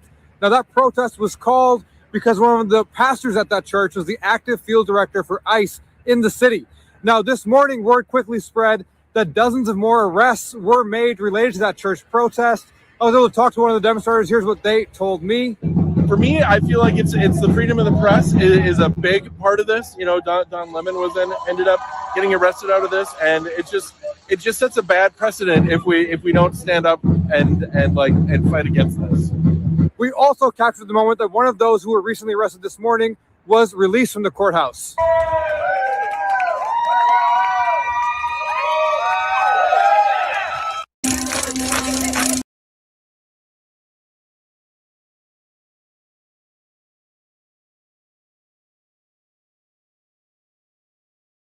Okay, let's go to this next clip where the mayor of Chicago is speaking out and telling people that they need to go on strike. Chicago calling for a strike. Watch this. There are some billionaires and corporate leaders that want us to have sympathy for them, and they have just received the greatest tax cuts at the expense of healthcare and housing and education and transportation and good paying jobs. So here's what we need to do in this moment. If my ancestors as slaves can lead the greatest general strike in the history of this country, taking it to the ultra rich and big corporations, we can do the same today. I'm calling on black people, white people, brown people, Asian people, immigrants, gay people from around this country to stand up against tyranny and to send a clear message to the ultra-rich and big corporations. We are going to make them pay their fair share in taxes to fund our schools, to fund jobs, to fund healthcare, to fund transportation. Democracy will live on because of this generation. That's how you lead, Brandon. From now on, that's how you lead. Y'all heard what the fuck he said. Stop spending your goddamn money with these corporations. If our ancestors could do it while they getting dog sick on them and they got fire hoses being put on their ass, we can do it too. Ain't no excuse, because ain't that motherfucker getting whipped, chained up, none of that shit. Stop spending your money with these bitches. Let them get taxed and pay for all of our shit, because we've been paying for all they shit. All their luxury life they've been living, yeah, we've been paying for all that shit. It's time for them to pay for our motherfucking healthcare, our schooling, our transportation, all that shit. It's time to strike. There ain't never been a better time to strike. She's absolutely right. At the end of the day, okay, at the end of the day, that's what gets their attention. I told you all that. Okay, all the devils care about is blood and revenue. Okay, and the thing is, black people seem to be getting a little too comfortable and they don't want to be uncomfortable. Okay, but our ancestors had to be uncomfortable when they walked for 381 days during the Montgomery bus boycott. Okay, it would have been so much easier for them to be able to just ride the bus to work and wherever else they had to go. But that's why you sacrifice, okay, when you're trying to make your point. Okay, so we need to strike, just like they're saying. Okay, now let's go to this report from Midas Touch, where he says Trump panics as the country wants him impeached. Well, we sure do. Okay, and not a moment too soon. Okay, with that all being said, let me put my overlay on the screen. Buckhurst DC says it's in the Bible of God. That's why I'm laughing. Okay, well, have yourself a good laugh, beloved, at our expense. Okay, with your nefarious self. Thank you for your insight to the topic and your contribution to the channel. I appreciate you. Peace, love, and blessings. Buckhurst DC, you are something else. Donald Trump is losing it as Americans are demanding his impeachment. Get him out. It's not just Democrats. It's not just independents. Even former MAGA Republicans are saying you are acting like a dictator. You are behaving like a wannabe king. Get the hell out of there. And specifically, a lot of former MAGA people, or I guess they're still MAGA, but they're leaving right now, are livid that Donald Trump and Pete Hegseth have now retaliated against the AI company Anthropic for demanding that if their AI Claude language is used by the Department of Defense, that it cannot be used for mass surveillance or autonomous killing. The Trump regime is demanding that the AI Claude language be used for autonomous killing as well as mass surveillance. And they have now retaliated against Anthropic by calling it a supply chain risk, banning it from doing any business with the federal government. And they've now stated, and Pete Hegseth posted last night, that any company that has a Department of Defense contract, which Hegseth calls unlawfully the Department of War, that does business with Anthropic or has any commercial activity with Anthropic, that they will be banned from doing business with the government as well. So Amazon and Google and Microsoft and Nvidia, they all do business with Anthropic. So the Trump regime is now saying that all of those companies can't do business with the federal government. So I'm just trying to understand this. So it is okay for the United States to give its most highly classified semiconductor chips to the United Arab Emirates because they give Donald Trump's crypto company, World Liberty Financial, billions and billions of dollars that Donald Trump personally pockets huge sums of money. it's okay for NVIDIA to give its semiconductor chips to China. That doesn't pose a supply chain risk if NVIDIA sells its chips to China. But if NVIDIA uses the Claude system or the Claude AI, or if Microsoft uses Claude, or if Amazon uses it, then all of a sudden that presents the supply chain risk. So now the Trump regime is attacking an American AI company. How could any company do business in the United States under those circumstances? And you. Okay, at the end of the day, honey, Trump is just doing the absolute most, period. Now, let's go to this report where they talk about the missiles that Israel dropped. And also, I want to go to that report where they killed the schoolgirls. And then we got to talk about how this judge ordered ICE to release some of the detainees, at least 32 of them. And some of these people they had already deported. And, you know, they do these things on purpose. They know they don't have any legal grounds to deport these people, but they go ahead and deport them anyway. So when the judge issues the order for them to be released, well, you know, it's nothing they can do about it. They've already sent them off. Tonight, the United States and Israel launching a major assault on Iran, triggering fears of a wider regional war. President Donald Trump calling it a massive and ongoing military campaign aimed at devastating Iran's military, wiping out its nuclear program, and pressuring Iranians to take their government back. Huge explosions rocking Tehran with smoke rising near the presidential palace, and witnesses reporting chaos in the streets as people ran for shelter. Israel says it targeted key political and military leaders. And within hours, Iran hits back. Explosions hitting Dubai, Qatar, Bahrain, Kuwait, all locations home to major U.S. military bases.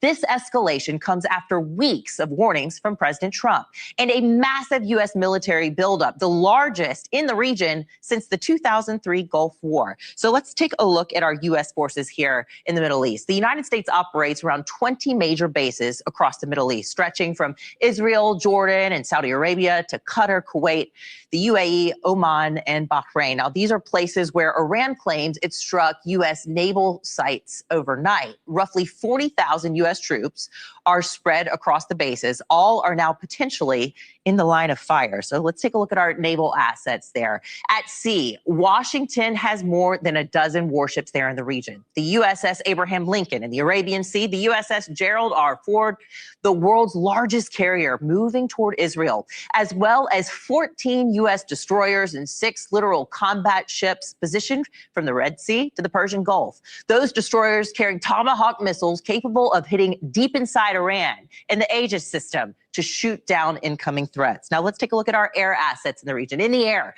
dozens of American warplanes are spread across multiple countries. F-22 Raptors and F-35 stealth fighters in Israel and Jordan, and F-15s and F-16s and F-10 attack jets are all positioned across regional hubs there. They're also backed by early warning aircraft, the KC-135 refuelers, to sustain long-range strike operations. Now, analysts are saying the message is pretty clear. The United States is not just signaling strength.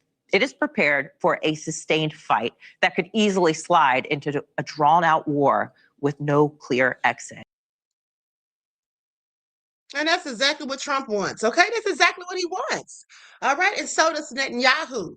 Okay, DSB just gifted 5 more memberships to the channel. Thank you so much, beloved. I appreciate you. Peace, love, and blessings. Now, you all make sure you're shouting out DSB for gifting all these memberships. Okay, thank you in advance. With that all being said, Malik T says, I just noticed the March 7th strike is on a Saturday. I was just about to ask for the day off of work, but I don't work weekends. I won't buy anything. Okay, good, beloved. Absolutely. Thank you for your insight to the topic and your contribution to the channel. Peace, love, and blessings. Okay. Now, did I show you all the video of the girls that were killed? If I did, I'm about to show it. The 40 schoolgirls.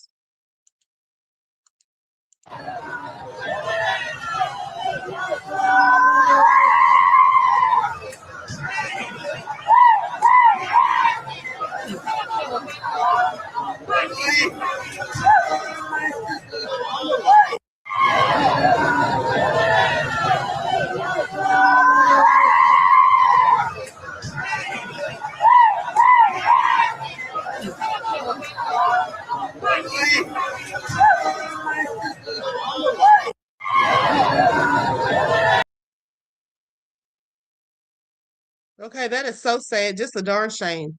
40 young ladies just now gone. Okay, thanks to Trump's nefariousness. DSB said, "Oh, you must thought I was done, young lady." Thank you, beloved. I appreciate you. Thank you for your contribution for the to the channel. I appreciate you. Peace, love, and blessings. Okay. Now, with that all being said, let's talk about these Mexican cartels. Okay, because that's not even over with. They say that this situation could absolutely spill over into the U.S. because, hey, supposedly the U.S. had a hand in it. Okay, and the U.S.'s intelligence or information is alleged to have been the cause for the cartel being killed over there in Mexico. Now, this is what has been reported. I can't substantiate it, okay? I can't substantiate it. Please pay attention. Now, here we go. Oh my God, watch this. If you're in America and you think that all of the things happening in Mexico doesn't affect you, I want to tell you right now that I believe there's going to be a clapback. There's going to be a clapback because U.S. intel was used to follow this man's girlfriend back to his home to catch him. The leader of a specific group was caught with American intel. So what do I mean by there's going to be a clapback? Well, in certain parts of Mexico, they went on a burning spree, correct? That's in Mexico. What will be the clapback? Well, that group,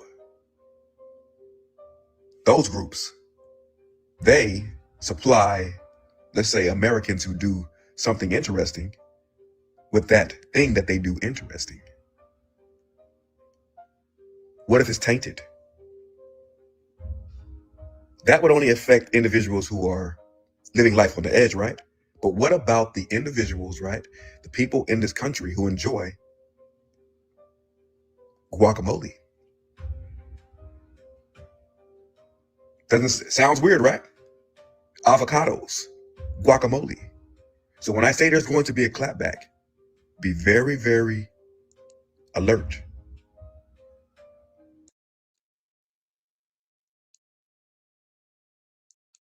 Okay, y'all heard what the man said. That's absolutely plausible. Now let's go to this next clip.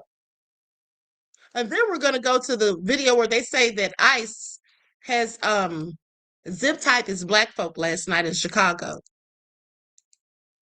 About what's going on in Texas at one of the ICE detention facilities. Concentration camps, and the blue butterfly zones. So if you don't know, ICE has been taking girls ages 13 to 18 from their families and placing them in designated separate units. Only ICE agents have access to these girls. And I will repeat, girls ages 13 to 18 are being taken from their families and forced into areas that only ICE agents have access to. As this has come to light and I'm seeing active conversations happening about it online, I want to add a little bit of history to it. When people say that ICE and these detention facilities are not like, the Holocaust concentration camps and the final solution, it's not like that. This is another piece of, yes, it is. So a part of Holocaust history that is not talked about enough, and there are a lot of reasons why it is not talked about enough, is that Auschwitz had a brothel. Auschwitz had a full functioning brothel. It was called Block 24. From about 1943 to 1945, the Nazis created this whole block that was a brothel. They forced women into this area to service capos. Capos were people, prisoners. In order to survive, they became like a guard, essentially. They corralled the prisoners. They kept everybody in line. They did a lot of the dirty work, the day-to-day hands-on work that the Nazi guards just didn't want to do. And these capos had privileges, better food, better water, better living spaces. And they got access to these brothels, essentially had gift certificates. You do enough things, you meet your quota, you get a gold star of your work and you get access to this brothel where, use your imagination what happened inside those walls. It is one of the most horrifying parts of the Holocaust that is not talked about enough. What these women went through is truly one of the most horrifying pieces of that history that is just not talked about enough. And a lot of the survivors of Block 24 didn't want to talk about it for obvious reasons. Yeah, I know there are going to be people that will say that comparing Block 24 and the blue butterfly zones is a reach, that they are not the same thing, that making that comparison is a reach, that ICE detention facilities and concentration camps, they're not the same thing, you liberal, whatever. When people say that history repeats itself, that does not mean that it is a copy-paste, carbon copy of what happened then happening again. It means that somebody is gonna copy that thing, that event, that idea, that. Okay, I'm going to stop her right there because she's going on and on, but she's absolutely right. The first thing I was wondering is when I told you all they had these concentration camps specifically for children, I'm like, why are they separating these children in these supposed detention centers that are really concentration camps? Why are they finding the need to separate the children from their parents? Okay, it sounds like something nefarious is going on. Is this trafficking? Okay, because that's exactly what it sounds like. Okay, and C-Stan just gifted a membership to the Queen's channel. Thank you, beloved. I appreciate you. Peace, love, and blessings. Okay, now let's talk about it. Judge orders 32 detainees released over ICE consent decree violations, but some have already been deported. This was reported on yesterday. 2 who could be released were among 37 detained during the Fed's September the 30th raid of an apartment complex at 7500 South Shore Drive. Okay, so a federal judge ordered the release of 32 people on Friday that were arrested during Operation May Blitz because of violations of a long-standing consent decree, including 2 people caught up in the military-style raid on a South Shore apartment complex last fall. Now, many of the 32 people have already been released or deported, though. Now, regardless, U.S. District Judge Jeffrey Cummings said he wants the federal government to release those remaining in its custody by noon on Thursday. Now, he offered to let the feds argue for a reasonable extension of time if necessary. Okay, he also told them there's no need to hold them until March the 5th if they can be released more quickly. Now, the judge said he's still considering how to rule in the cases of 5 additional people, meaning that his final written order could apply to as many as 37 individuals. He ruled from the bench Friday during a hearing at the Dirksen Federal Courthouse. Now, Cummings said the individuals should be released on their own recognizance, without conditions and without bond. He considered the considerations of roughly 50 people, the circumstances of roughly 50 people following recent guidance and restrictions handed down by a federal court of appeals. Now, the judge found that many of the people now set for release were arrested without even any warrant, and that agents lacked probable cause even to believe they would escape. So the ruling revolves around the so-called Castananova settlement agreement. Okay, it restricts the ability of the U.S. Immigration and Customs Enforcement agents and anyone working with them to make warrantless arrests in Illinois and nearby states. How do we know ICE doesn't care about the rules? Because they listen to Trump and he doesn't care about the rules. Mark Fleming, the Associate Director of Federal Litigation for the National Immigrant Justice Center, who represents plaintiffs in this case, said our singular goal right now is to get as many people out where there were violations and as possible. We sense an urgency because people have been stuck unlawfully in these detention centers for months now. Okay, this is what he told reporters at the court. Now, 21 of the 32 have already either been released or deported. This is what Fleming said to the Chicago Sun-Times, saying that leaves 11 who will now be released, while 10 more could also have restrictions on their freedom lifted. Now, the judge's order applies to Jose Miguel Jimenez and Jackson, they spell it Jeikson, Jackson Delgado Avila. Now, they were among 37 detained during the September 30th raid of the apartment complex. So the raid became an early flag spot, a flag point during Operation Media Blitz, the Trump administration's most aggressive deportation campaign. Okay, so sadly, some of these people have already been deported. Okay, please pay attention. Now, that all being said, let's go to this next clip. And then we're going to get into our Black History moment, and then I'm out of here. Okay, here we go. Here's what just happened and why this matters to you. Are you ready? Let's go. So last night in Chicago's South Shore, federal agents, ICE, swarmed a residential building. Did y'all hear about this? Okay. Now, this was in the dark of early morning that this happened, and the operation actually left these Black folks, these residents, traumatized. Because wouldn't you be? Yeah.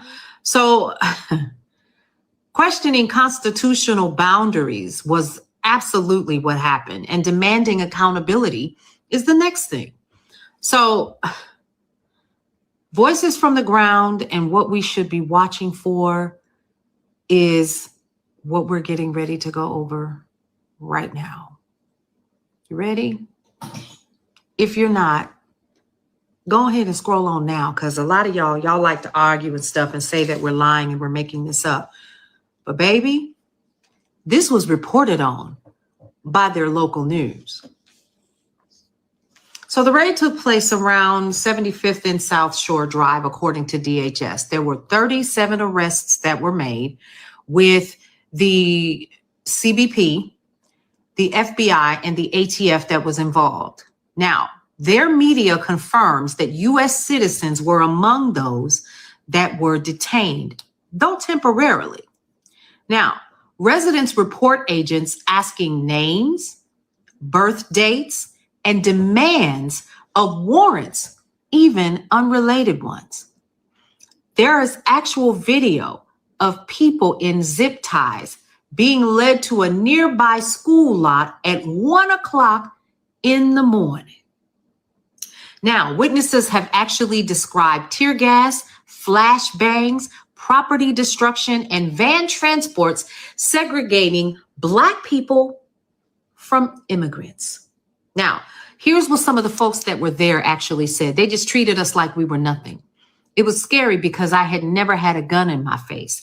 They asked, "Do you have any warrants?" I told them, no, I didn't. They're like piling us all up. It wasn't no room to move anywhere. They was terrified. The kids was crying. They had them zip tied together. One of them literally laughed and said, "Fuck them kids." They had big 15-inch chainsaws cutting the fence down.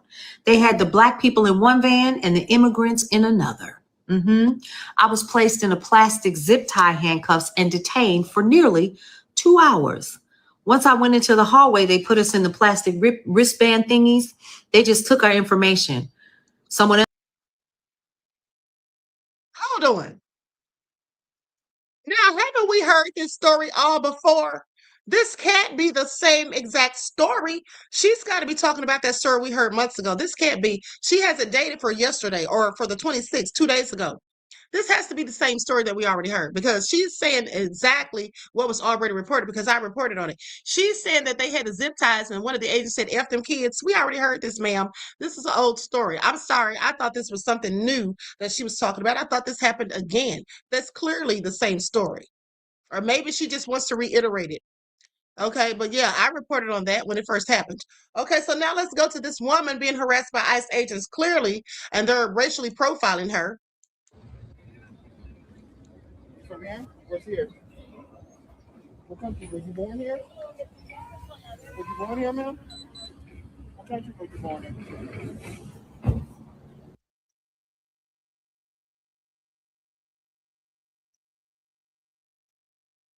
I don't know why that ad popped up. But at the end of the day, here's the thing. They might say old story, but stay aware. Exactly. Okay, Nene said she's late to the party. Buckhurst DC said, "How y'all think I feel?" Buckhurst DC, nobody cares, beloved. Okay, I promise you. Absolutely nobody cares. Okay, so that all being said, here's the thing. Let me go to this 90-second warning for America. Okay, let's see who's giving this. I haven't watched this video, but let's see what they're talking about here. Then we're going to get into our Black history. Okay, because the nefariousness continues. I'll be back in the morning with the latest updates. I'm just wondering how long Trump and Israel are going to drag this whole thing out. Okay, so they say they've killed all the leaders, even the supreme leader. Okay, what else are they going to do? Serious warning to all Americans and everybody around the world as to what's happening in America right now. Don't think for a second that this entire White House, the Trump administration, doesn't see and know exactly what's going on in the streets of America. They know that the people are rising up, that they are losing in the court of public opinion, and that they are screwed electorally. If we had free and fair elections today, tomorrow, or anytime this year, no matter how weak the Democrat Party has been, the MAGA movement would be toast. They'd be finished. Okay? There are millions of people protesting the MAGA existence every single day. But don't think for a second that the people in power, Donald Trump, Stephen Miller, Kristi Noem, Pam Bondi, aren't going to do everything in their power to cling onto power. Because they know that if they have to hand the keys to the White House back over to the Democrats, or to anybody for that matter, that they are absolutely screwed and they will go to prison.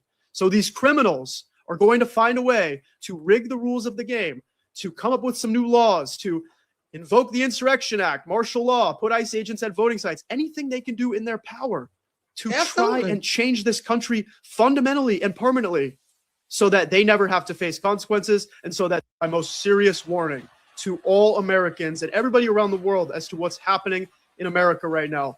Don't think for a second that this entire White House, the Trump administration, doesn't see and know. Okay, absolutely egregious. Now, with that all been said, let's go to Barillas, because Barillas Loom says the Queen knows nothing. Oh, okay. Well, if the Queen knows nothing, beloved, why are you on the Queen's channel? Okay, but thank you for your insight into the topic and letting us all know that, because I think I happen to know a lot. But you're entitled to your opinion, and thank you for paying me for you to tell me that. Okay? Thank you for paying me your hard-earned money for you to tell me that. Okay? Now, I'm sure nobody else agrees, but let's continue. So that all been said, let's get into our Black History moment. Because first off, let's talk about my hometown, where they still have that slave market. And remember, I told you all some years ago they were talking about removing it and placing it in a museum. They've yet to do that. It's still sitting there right smack dab in the midst of town. I saw it when I went home just a week or so ago for my grandfather's funeral. Okay? It's still sitting there. But hold on. Let's go to this report. Likes up, everyone, please. Like and share. Thank you in advance. Okay. Above all that drama, said, thanks for the $2, Beesh. I mean, yeah, exactly. Thank you. Okay, for the tip. Now, let's get into it. Likes up, everyone, please like and share.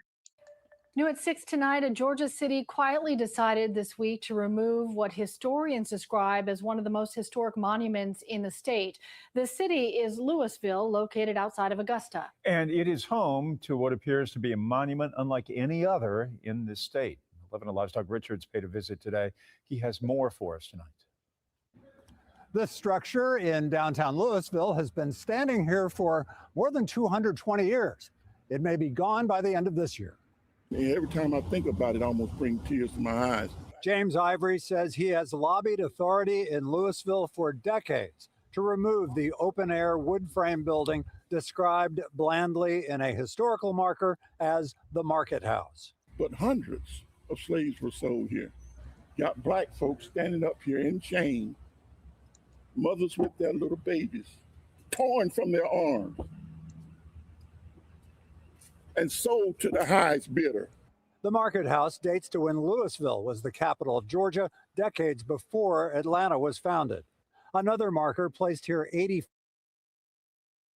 Now that's some history for you, because I bet many of you did not know that my hometown, Louisville, Georgia, was the first capital of Georgia before Atlanta was. Okay, please pay attention. 4 years ago, says this early slave market is probably the only such market standing in Georgia. There are few spots like it left in America, says Georgia historian and DeKalb County CEO Mike Thurmond. It's extremely historic and rare.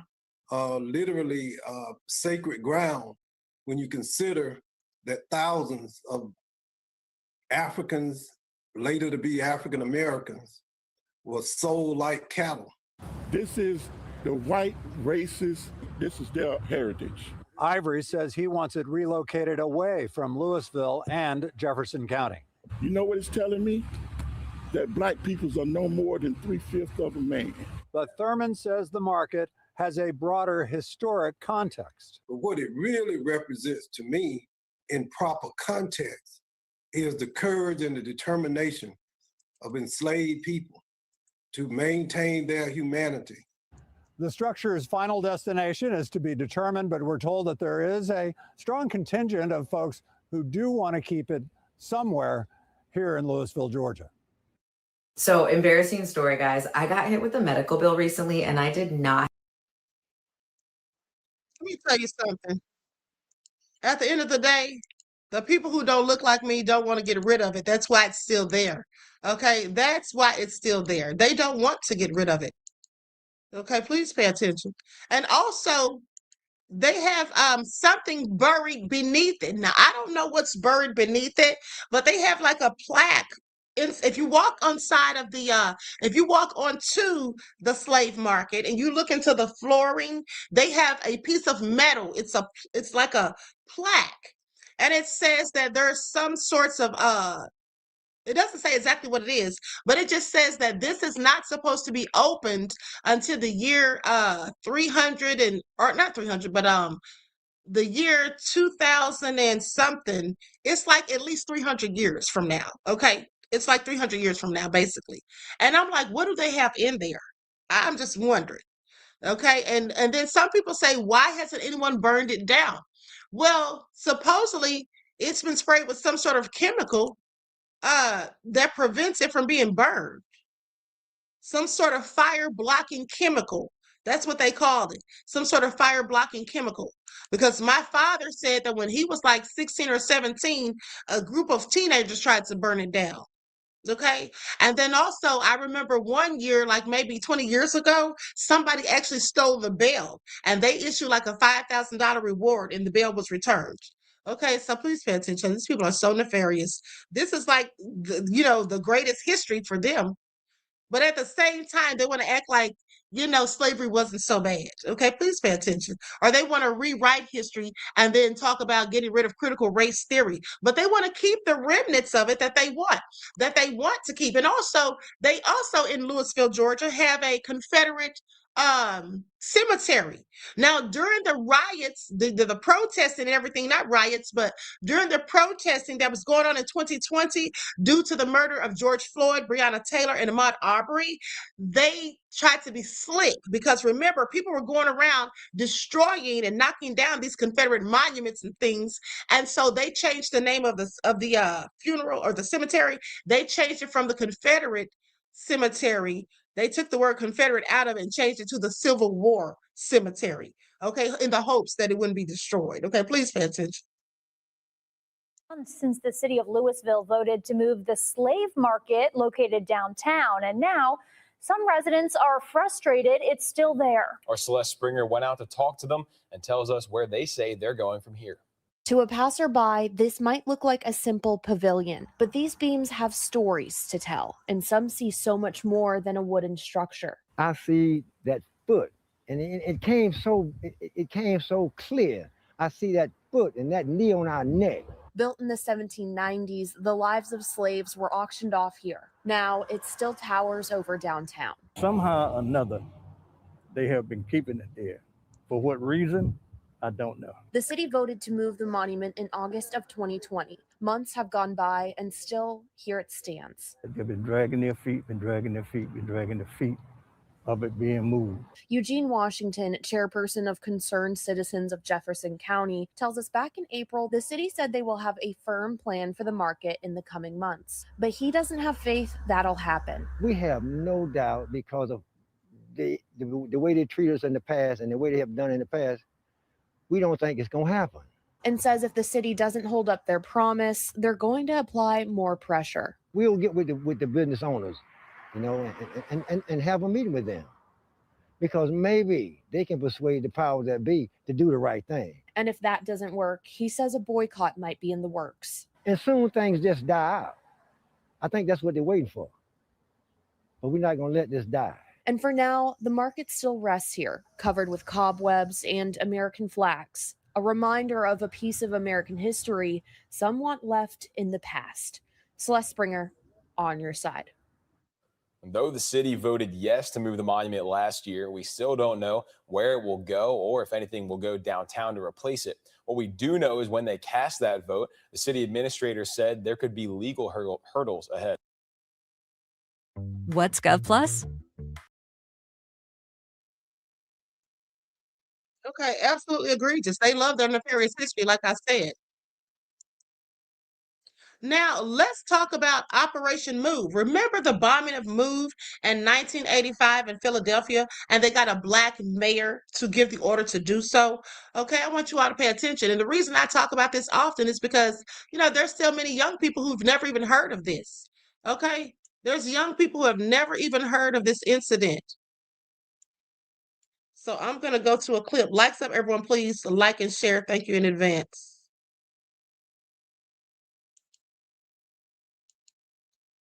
Okay, here we go.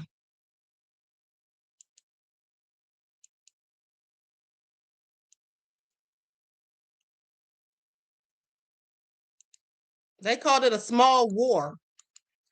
I mean, with her own citizens. Please pay attention. And oh, by the way, Reggie said if you don't like what the Queen is cooking, okay, exit stage left, and thanks for the donation. Okay. Barilla says, I was referring to the cartel convo earlier. It doesn't matter what you were referring to, beloved. Don't say the Queen knows nothing. Just because you disagree with me, that's fine. You're always welcome to disagree. But at the end of the day, don't say I know nothing, honey, because I know a whole lot. Okay? And if you know something that I don't, then please share. Okay? That's all I'm saying. But thanks for the donation. Now let's continue. There is a small war underway on a street in Philadelphia tonight. There was gunshots, thousands of rounds of bullets from the police. Police moved in with tear gas and water cannon. They wanted to kill our children. I had recommended to use an explosive entry device. The house shook. Smoke was coming in, so we knew they dropped the bomb on us. Police allowed the blaze to burn an hour and a half before calling in firefighters. I don't care what they said. There was no justification for what they did. They done burn up 2 blocks. Explain that. I never imagined that the government would drop a bomb on a row house in Philadelphia. It's an embarrassment to the city of Philadelphia. My name is Ramona Africa, and I was there when the police dropped a bomb on me and my family May 13th of 1985 and killed 11 of my family members. I was there. I want you all to remember, we should never forget anything like this, okay? This is what the devils do. Okay, this is what the devils do. And Shoshana said, why would they do that? Because they're nefarious. Because these people were like black separatists. They wanted nothing to do with the government. Okay, they lived on their own. They were like a black liberation organization. And we know how they feel about that in this country. Okay, and they were probably fearful that other black people would start to join. Okay, so they just basically just took them up out of there. And the ones who survived, and here's the thing, it was really heinous how they did this whole thing, because when the people were running outside after the building caught on fire, they were shooting them as they ran out. Okay, that's what they were doing. As they ran out, they were shooting them as they ran out, fleeing a burning building. Okay, I want y'all to pay attention. And these people are low down and dirty. They could never give me any good reason for why they did that. As far as I'm concerned, that's what they couldn't do. Now I'm going to go to this next clip. Likes up, everyone, please like and share. It's low down and nefarious.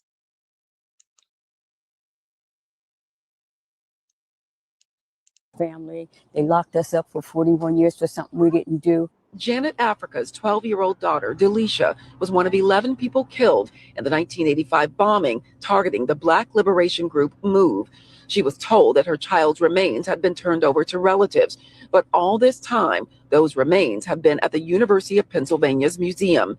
Museum workers found them on Tuesday as they were conducting inventory. Things that we heard that they did to our family's remains are horrifying. In 2021, the University of Pennsylvania admitted to keeping the bones of at least one victim. There was also a box of remains discovered at the City of Philadelphia's medical examiner's office. Remains of victims were also being used at Princeton University. One by one, they're being returned to families who lost loved ones, including Janine Africa, whose son was one of 5 children killed in the bombing. This is just an act of vengeance and hate. Penn Museum released a statement that says in part, quote, confronting our institutional history requires ever-evolving examination of how we can uphold museum practices to the highest ethical standards. To trust them don't make no sense. The recent discovery once again reminding this family of tragedy. It's just no way that they could drop that low to do that to children's remains. Honey, they don't care about Black children at all. Okay, now let's go to this last clip. Someone did an animation basically talking about what happened, but they didn't care that those were children. Okay, they didn't care about those children at all. They were shooting at them too when they tried to flee. 1985, an American city dropped a bomb on its own people. MOVE was a Black liberation group founded in Philadelphia. They believed in Black self-determination and radical environmentalism. They rejected modern society, police, government, and authority. Their confrontations with police began years earlier. In 1978, a police officer died during a MOVE standoff. 9 MOVE members were sentenced to 30 to 100 years in prison. By 1985, MOVE regrouped at 6221 Osage Avenue.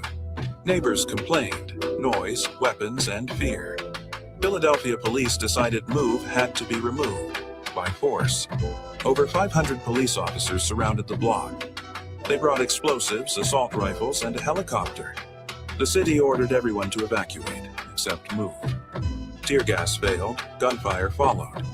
Then police made an unthinkable decision. They dropped a bomb on the house. The explosion ignited a massive fire. Officials let the fire burn. 11 people died, including 5 children. 61 homes were destroyed. No one was criminally charged. This wasn't a riot, it was a government bombing. In 1985, an American city dropped a bomb on its own people. MOVE was a Black liberation group founded in Philadelphia. They believed. Question. Here is my question. Why did they feel the need to have to bomb them to get rid of them? Okay, why did they have to do all of that? The 1985 MOVE bombing occurred because city officials, including Mayor Wilson Goode, viewed the group as a dangerous, armed, and radical threat, leading to a botched tactical plan to forcefully evict them. So they had to do all of that to evict them. They just couldn't have the landlord put them out, have the marshals show up and start setting their things outside like they do everybody else. After a standoff and gun battle, police dropped a bomb on the roof to breach a bunker, resulting in 11 deaths and 61 homes destroyed. Previous attempts to manage the group resulted in confrontations and legal issues, leading officials to believe a more aggressive military-style approach was necessary. You think they would have done this to white folk? At the end of the day, they likely would have, now that I think about it, because with David Koresh, remember how they said David Koresh set that compound on fire with him and all the Branch Davidians in there, Davidians? Well, when I was in college, my professor who worked with law enforcement said that the FBI did that. Showed us a video of the FBI outside of a fence talking to the children that were staying in that compound, little children talking to them, and like it was all gravy, but they'd obviously been stationed outside of the compound for quite some time. And she told us that they're the ones who set it on fire, basically lit it on fire. And when I thought about it, I said, you know what? That makes more sense to me, because why would David Koresh set that building on fire when he had all of his kids in there? And I think he had like 12 kids, if I'm not mistaken. So this is what our government does. Let's also not forget how they have sprayed their own people, conducting military experiments, okay, and causing people to have a disease known as serratia morcensis, okay, which was like in the 1950s. And it was only 30 years later when people really found out the experiment had been conducted and that all of these people had suffered and some died from that. Okay, I want y'all to pay attention, but we're supposed to trust this government. I will never trust them. Okay, I don't care who's the president at the end of the day. Now, it goes on to say the situation, which started as an eviction, escalated into a violent gun battle with police firing 10,000 rounds of ammunition into the row house before dropping the explosive device. 10,000 rounds. I want you all to just sit there and marinate on that for a second. 10,000 rounds? So the goal was to breach the roof. The decision makers, which included police leadership and city officials, authorized the use of an explosive device to destroy a fortified bunker that the group had built on the roof of their home. Now, this was a catastrophic miscalculation, they say. The resulting fire was not intended, but it was a direct result of the decision to use explosives. Okay, a move that the MOVE Commission later heavily criticized. First of all, what do they mean? That it was a miscalculation. If you drop a bomb, you don't know something's going to catch on fire, and you don't have sense enough of the wherewithal to know that the fire could get out of control. Of course they did. Okay, this was no accident. This was no miscalculation. It was very calculated, in fact. Okay, it was premeditated. And sadly, no one got any consequences for it. The event caused massive destruction to the surrounding West Philadelphia neighborhood, and is remembered as a tragic failure of leadership. Honey, it should be remembered as much more than a tragic failure of leadership. It should be remembered as an egregious act by the United States of inhumane tactics used to murder, okay, their own citizens for no good reason. All right? For no good reason. These people were not criminals. Had they been criminals, they could have gone in and arrested them all and taken them to jail. Why did they get SWAT to go in there, kick in the doors like they normally do, and arrest everybody? Why did they do it that way? But no, they wanted to be extra dramatic and extra low down and cruel and inhumane and bomb those people, even the children. Okay? That's how that was. And that's why they did it at the end of the day. So with that all being said, I'm going to conclude the broadcast. I want to thank you all for tuning in. Please like, share, subscribe to the channel. I will see you all in the morning for your morning wake-up call. I hope you enjoy the rest of this beautiful day. Until next time, beloveds, each one teach one. That's how we grow and thrive. Do something productive, constructive, but never destructive. And always remember to keep the Most High first in your lives. Peace.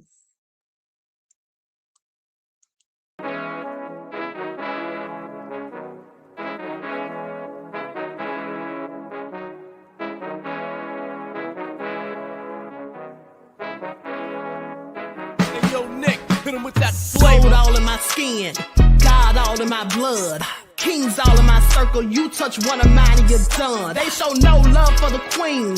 Why you hating on me?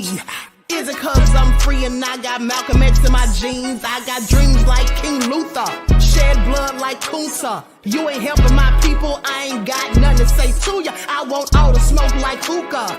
Talking reparations, America won't be great until they give us compensation. I'm like, I'm the hottest right now. See a bunch of lames out here trying to jock on my style. They be doing too much. I'm the queen, it's too easy. It's like they all at Popeyes, how they be talking so greasy. I just sit back and laugh while these haters get madder. So nefarious how they don't want my pockets with cheddar. I tell them they can do better.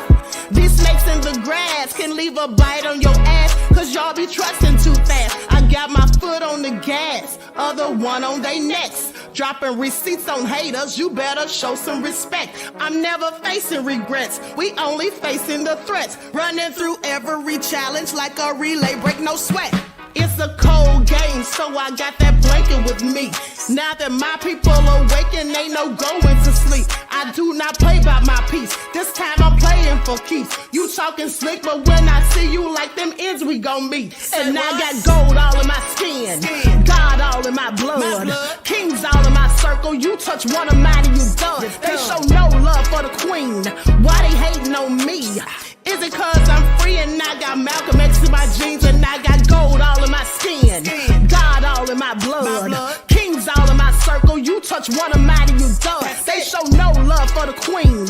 Why they hating on me? Is it cause I'm free and I got Malcolm X in my jeans and I got...